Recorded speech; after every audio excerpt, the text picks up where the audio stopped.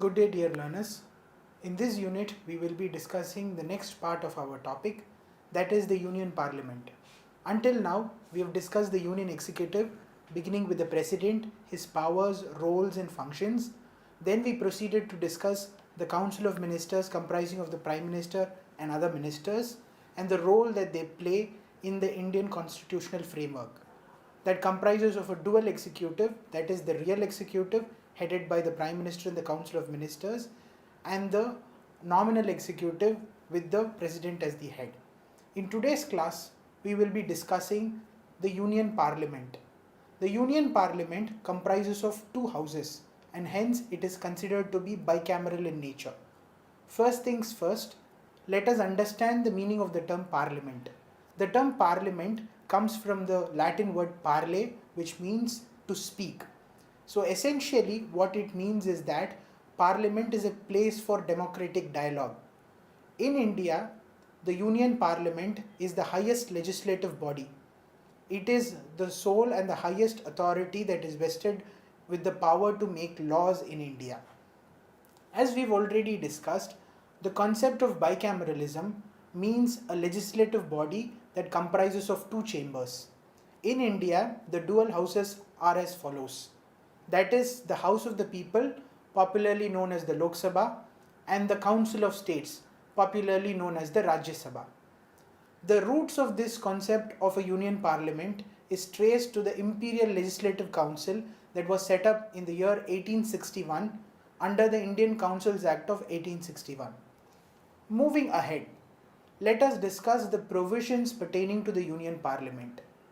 The constitutional provisions that deal with the Union Parliament are beginning from Article 79 and goes on up to Article 122 of the Constitution. It is in Chapter 2 of Part 5 of the Constitution of India. In these provisions, we find provisions pertaining to the structure, composition, duration, powers and functions of the Parliament. As we already know, the Constitution does not make reference to the term Lok Sabha and the Rajya Sabha and instead uses the English words House of the People and the Council of States to refer to the Lok Sabha and the Rajya Sabha respectively. The Hindi names Lok Sabha and Rajya Sabha came to be adopted in the year 1954 onwards. When we look at the Indian constitutional framework, the Parliament is of twofold in nature. That is comprising of the House of the People and the Council of States. This is predominantly modelled upon the British parliamentary form of government, which comprises of similarly two houses, that is the House of Commons and the House of Lords. However, there are certain aspects of India's parliamentary framework that also draws from the US Senate and the US House of Representatives, essentially the US legislative branch. One important aspect wherein the Indian constitutional framework in relation to the Union Parliament digresses from other schemes is the principle of constitutional supremacy. Unlike our colonial masters, that is the Britishers, who followed the principle of parliamentary supremacy, India does not follow the principle of parliamentary supremacy or absolute parliamentary sovereignty. On the other hand, in India, or on the contrary in India, we follow the principle that is rightly termed as constitutional supremacy, wherein the constitution is considered to be the supreme force of the nation. So rightly it has been said that the parliamentary supremacy of Britain, that is the UK Parliament, is absolute. It can be put wonderfully in the words of Jean-Louis Delorme, who said that the British Parliament can do everything except make a man a woman and a woman a man. So that underscores the absolute power that is enjoyed by the UK Parliament, unlike the Indian Parliament. The Indian Parliament is a creature of the Constitution of India and does not have any independent existence of its own. Being a creature of the Constitution of India, it necessarily draws its power and is also limited by the Indian constitutional framework. At no point can it exceed the boundaries of the Indian Constitution. Hence, the principle of constitutional supremacy is followed in India, wherein it is the constitution that is the supreme document and the supreme guiding force for the entirety of the nation. Moving ahead, what does the term Union Parliament mean? Just like how we understood that the Union Executive begins with the President and ends with the Attorney General, the Union Parliament comprises of three aspects or three categories of persons.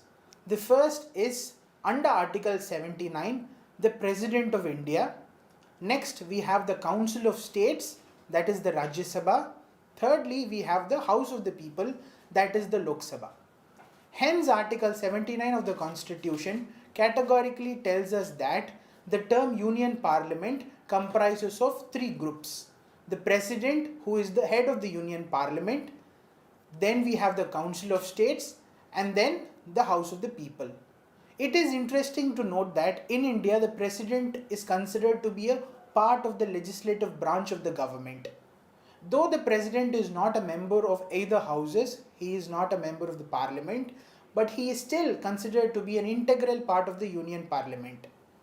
On many lines, this concept of the President's role in the Union Parliament draws parallels to the Crown of England, wherein there are certain roles that are envisaged to the Crown, that is the King or Queen of England, in the British Parliament. So under India's constitutional framework as well, as we discussed in the earlier modules, several legislative powers are conferred upon the President, including the power to summon, the power to prorogue, power to dissolve, and also the power to assent to bills under various constitutional provisions. So in this respect, we can say that the position of the President on many terms is similar to that of the Crown in England in respect of his relations with the Union Parliament in India. This is in stark distinction to the US presidential framework and the US constitutional framework, where it is clearly said that there is the concept of separation of powers, wherein as such there is no role that is envisaged for the President within the legislative wing of the government, and the President of USA is not a part of the legislative branch of the US government because they follow the principle of strict separation of powers, unlike in India.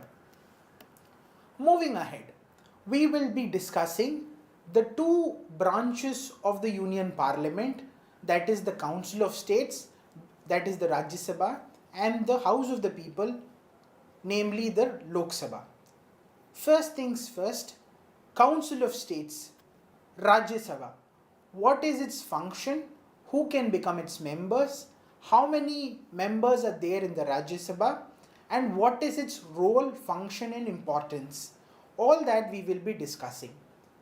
So when we look at the term Rajya Sabha, it literally means in Hindi, a Council of States. It is also termed as the upper house. Sometimes it is called as the second chamber or the House of Elders. Majorly because of the fact that a large number of members of the Rajya Sabha are of age and expertise. It is said that the Rajya Sabha provides a wonderful opportunity for us to elect or choose members who are of the higher age bracket, people of experience, expertise, and caliber, who may not necessarily be in a position to win elections.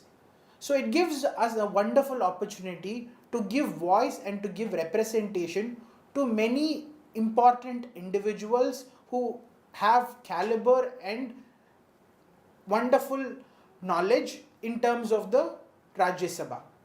So when we look at the Rajya Sabha, what it means is that the objective of the Rajya Sabha is quite different.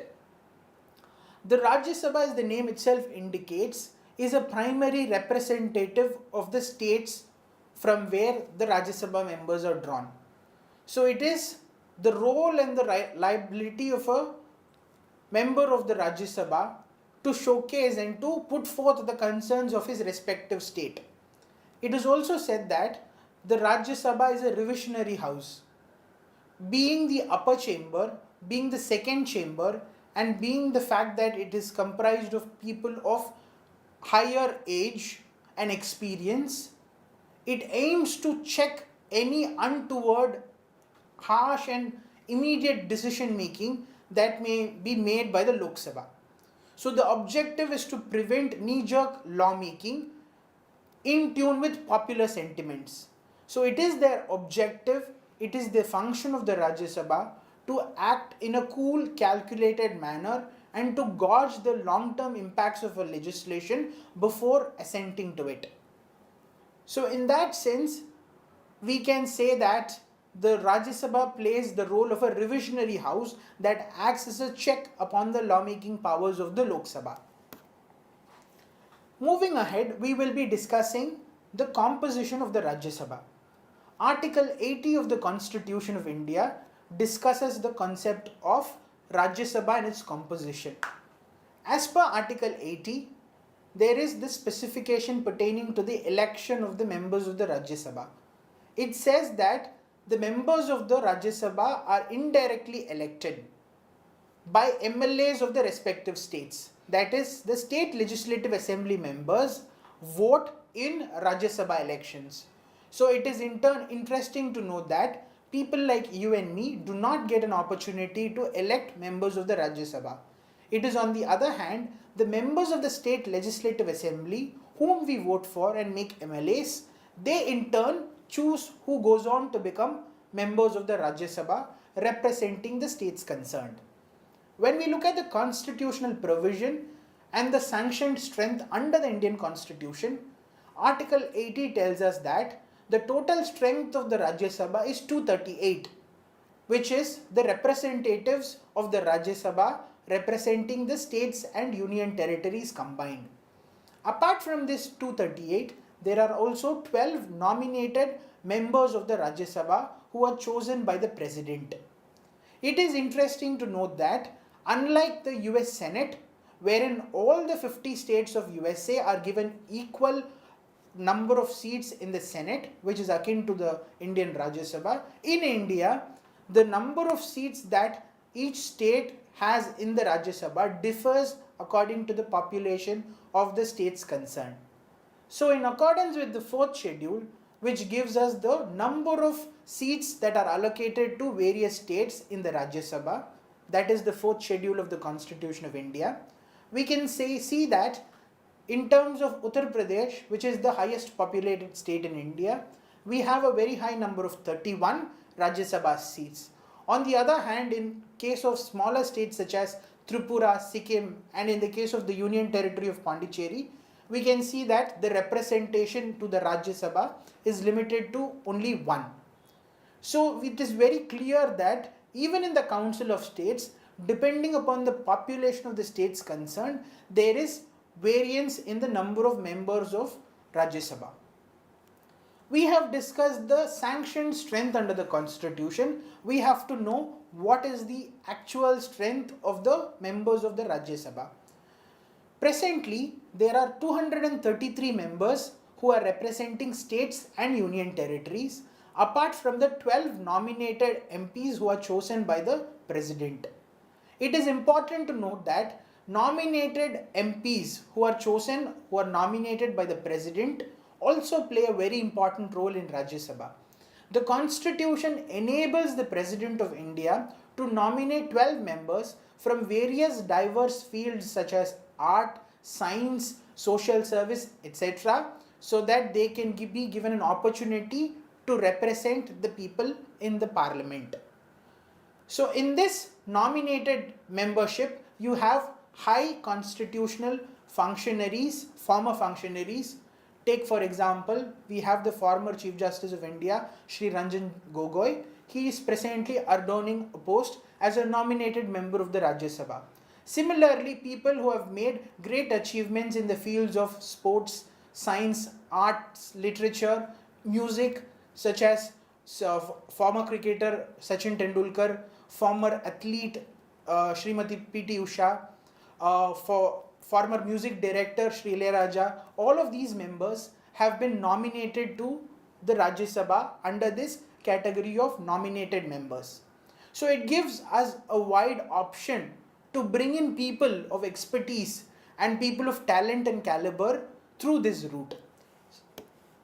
Moving ahead, The next important aspect in terms of Rajya Sabha that we have to understand is the term of office of members of the Rajya Sabha. How long does a member of the parliament who is elected to the Rajya Sabha stay in office? Herein there lies a crucial difference between the Lok Sabha and the Rajya Sabha. Unlike the Lok Sabha, the Rajya Sabha is a permanent body. So it means that at any given point in time, the membership of the Rajya Sabha will not be empty. Irrespective of whether general elections happen or not, whether a government is in power or not, Rajya Sabha membership will continue. So this nature of a permanent body means that the Rajya Sabha is not subjected to dissolution. So there is no presidential power to dissolve the Rajya Sabha, as it is considered to be a permanent body in accordance with Article 83 of the Constitution. However, it is interesting to note that the term of office of the members of the Rajya Sabha is not specifically mentioned under the Indian Constitution. On the other hand, the law, the Constitution says that the Parliament is free to determine the term of office of the members of the Rajya Sabha. However, there is a restriction upon membership under Article 83. It says that as it is a permanent body wherein which there is always few members being present, there should be the concept of retirement by rotation. That is, under Article 83 clause 1, once in every 2 years, 1/3 of the members of the Rajya Sabha, they retire by rotation. This is termed as a staggered term period or term of office. So it means that every 2 years, some of the seats of the Rajya Sabha would become vacant and they would be filled by Rajya Sabha elections. However, under the Representation of People's Act 1951, Section 154, it gives us the maximum ceiling period or the term of office for a person who is who is elected as a member of the Rajya Sabha. Section 154 tells us that any person who is elected as a member of the Rajya Sabha is elected for a time frame of 6 years. So if we are getting elected as a member of the Rajya Sabha, our term of office as per Section 154 of the Representation of People's Act is 6 years. So this is one of the few constitutional offices wherein a 6-year time period is given for the tenure of office. Moving ahead, the next important house, the most popularly known house, is the House of the People or the Lok Sabha. It is the temple of democracy wherein laws are made, people are elected, people who go on to become prime ministers inevitably come from. So the Lok Sabha, also known as the House of the People, is also known as the lower house. Sometimes it is referred to as the first chamber or the popular house. Popular referring to the fact that members of the Lok Sabha are directly elected by people like you and me. Members of the Lok Sabha are representatives of the people of India as a whole. They do not purport to represent the states to which they belong. Hence, the election for the members of the Lok Sabha is different. Members of the Lok Sabha are directly elected by the people through territorial constituencies for MP elections. It is also important to note that it is the House of People that holds the Union Executive to account. That is, the party that forms the ruling government is always and at all times answerable to the House of the People. That is the concept of collective responsibility. That the Prime Minister and the Council of Ministers shall always be collectively responsible to the House of the People, that is the Lok Sabha. And the moment they lose the faith of the the Lok Sabha, they are no longer permitted to continue, they have to resign. So this is essentially the notion of Lok Sabha. Moving ahead, we will be discussing the composition of the Lok Sabha under Article 81. Similar to Rajya Sabha, there is a constitutionally sanctioned strength which is almost twice as much as the Rajya Sabha. Article 81 gives us this. It says that the total number of members of the Lok Sabha shall be 530, which shall be put together all the states that they are representing. Apart from that, there shall also be representation for the union territory in the form of 20 seats being allotted. Apart from this, there was also the third categorization of members of the Anglo-Indian community being given representation until recently. So you have 530 from the states, 20 from the union territories and 2 from Anglo-Indian communities. Recently, the membership or the nomination of Anglo-Indian communities was removed by the 104th Constitution Amendment Act because it was considered to be no longer necessary. So hence it means that the constitutionally sanctioned strength of the Lok Sabha is 550. However, when you look at the total present strength of the members of parliament of the Lok Sabha, the strength is pegged at 543, which includes the states as well as union territories. Once again, the number of members of the Lok Sabha can be found under the first schedule of the Representation of Peoples Act 1950. It tells us the number of seats that are allocated to each of the different states of India. Once again, depending upon the population of the state, there is a variance in the number, with states such as the highly populated Uttar Pradesh having as high as 80 seats in the Lok Sabha, and other smaller and lesser populated states such as Nagaland, Mizoram, etc. having only 1 Lok Sabha seat. So there is a variance in terms of the number of people.